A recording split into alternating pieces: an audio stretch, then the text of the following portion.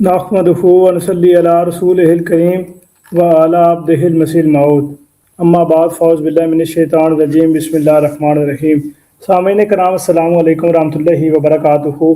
خاکسار جلیل اللہ آپ کی خدمت میں حاضر ہے۔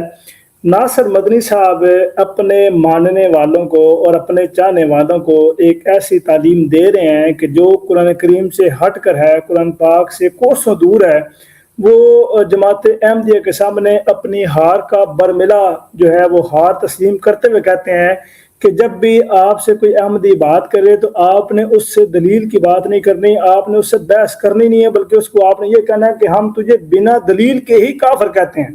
تو بنا دلیل کے بات کرنے والوں کے بارے میں قرآن پاک کیا کہتا ہے؟ اللہ تعالیٰ فرماتا ہے قُلْ هَاتُوا بُرْهَانَكُمْ إِن كُنتُمْ صَادِقِينَ کہ اے نبی صلی اللہ علیہ وسلم ان سے کہہ دیجئے کہ اگر تم سچے ہو تو کوئی پختہ دلیل لے کے آؤ۔ اللہ تعالیٰ تو مشرکین مکہ کے متعلق بھی یہ بات بیان کہہ رہا ہے کہ ان کو دلیل کی بات بیان کر رہا ہے، اور وہ کہہ رہے ہیں ہم دلیل نہیں لائیں گے، دلیل نہیں دیں گے۔ وہاں قرآن ان کو بھی کہہ رہا ہے کہ دلیل لے کے آؤ، اور جہاں یہ کہہ رہے ہیں جی بنا دلیل کے کافر کہتے ہیں۔ یہ بھاگنے کی راہیں ہیں، یہ بھاگنے کی باتیں ہیں، اس کے علاوہ کچھ نہیں ہے۔ آپ یہ ناصر مدنی صاحب کے الفاظ سنیے۔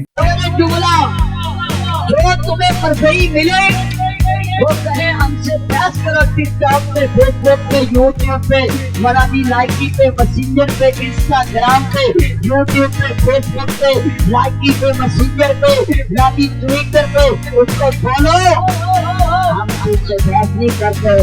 امام ابو حنیفہ کہتے ہیں اس کو بولو بنا دلیل کے تجھے کام۔ اب دیکھیں کہ ان کے الفاظ سے صاف ان کا راہ فرار اور ان کا ڈر اور خوف جو ہے وہ نظر آ رہا ہے کہ احمدی مسلمانوں سے کسی صورت پر بھی ہم مقابلہ نہیں کر سکتے دلائل و براہین کے مقابلے میں، کیونکہ اللہ تعالیٰ بھی قرآن پاک میں فرماتا ہے کہ زندہ وہ ہے جو دلیل سے زندہ ہے، اور مردہ وہ ہے جو دلیل سے مردہ ہے۔ تو دلیل کے میدان میں خدا کے فضل سے یہ مردہ ہیں، اور دلیل کے میدان میں الحمدللہ احمدی مسلمان جو ہیں وہ زندہ ہیں اور ہمیشہ ہی زندہ رہیں گے۔ اللہ تعالیٰ قرآن پاک میں فرماتا ہے قُلْ جَاءَ الْحَقُّ وَزَهَقَ الْبَاطِلُ إِنَّ الْبَاطِلَ كَانَ زَهُوقًا۔ ہم ان کو بار بار یہ کہتے ہیں کہ حق آ گیا ہے اور باطل بھاگ گیا ہے، اور باطل کا کام ہی بھاگنا ہے۔